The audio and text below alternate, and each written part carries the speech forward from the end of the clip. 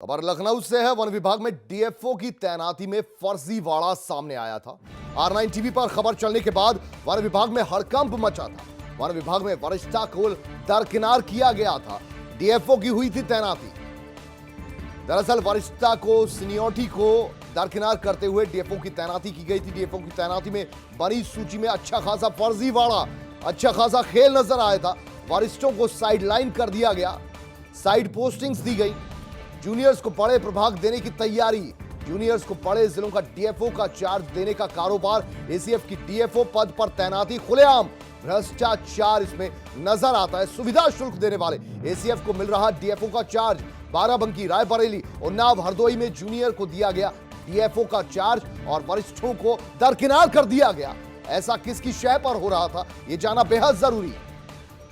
संकेत मिश्रा हमारे साथ, हमारे संवाददाता, और ज्यादा जानकारी लेते हैं। संकेत, ये बताइए कि डीएफओ, ये डिस्ट्रिक्ट फॉरेस्ट ऑफिसर्स, इनकी वरिष्ठता को नजरअंदाज करके जूनियर्स को जो तैनाती उनकी की जा रही है, उसमें किस तरीके से गड़बड़ झाला चल रहा है और ये पैसा किसके जरिए कहां पहुंच रहा है?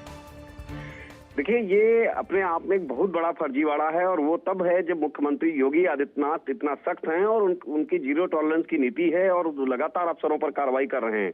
उसके बाद भी उत्तर प्रदेश का वन महकमा सुधरने का नाम नहीं ले रहा है। हैरानी की बात यह है कि जो प्रभाग हैं उनमें डीएफओ की तैनाती होनी थी और डीएफओ की तैनाती के लिए जो सीनियर अफसर हैं उनको वहां पे पोस्ट करना था, जो सीनियर एसडीओ हैं। तो ऐसे में उन सीनियरों को वरिष्ठता सूची जो थी उसको दरकिनार करके जिनका नंबर 120 से आगे, यानी कि जो काफी जूनियर हैं, उनको तैनात किया जा रहा है बाराबंकी, उन्नाव समेत तमाम उन जिलों में। और उसके बाद जो उनसे सीनियर हैं वो काम करने को मजबूर हैं अलग अलग जगहों पर। कोई मुख्यालय से अटैच है तो कोई एसडीओ का ही काम कर रहा है।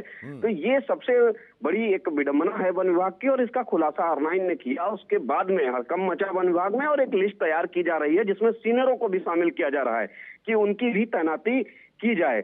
लेकिन उस तैनाती में भी एक नया फर्जीवाड़ा यह किया जा रहा है कि उनको साइड पोस्टिंग दी जा रही है, जबकि जो जूनियर हैं उन या जिन्होंने तमाम वो मानक पूरे किए हैं जो आजकल उत्तर प्रदेश के वन महकमे में लागू हैं अप्रोच रूप से, उन ऐसे लोगों को अच्छी पोस्टिंग दी जा रही है, ठीक जगहों पर तैनात किया जा रहा है। वहीं जो वरिष्ठ अफसर हैं उनको कहीं मुख्यालय से अटैच करने की तैयारी है या फिर रिसर्च में या ट्रेनिंग में या फिर पश्चिम यूपी के तमाम वो शामली जैसे तमाम ऐसे प्रभागों में जो कि छोटे जगह हैं। अच्छा संकेत, ये बताइए कि एक एसीएफ से सीधे डीएफओ कितने लोगों को वरिष्ठता को दरकिनार करते हुए डीएफओ बनाया गया है, और क्या इस पूरे मामले में कहीं से कोई इंक्वायरी, कोई इन्वेस्टिगेशन की शुरुआत हुई है?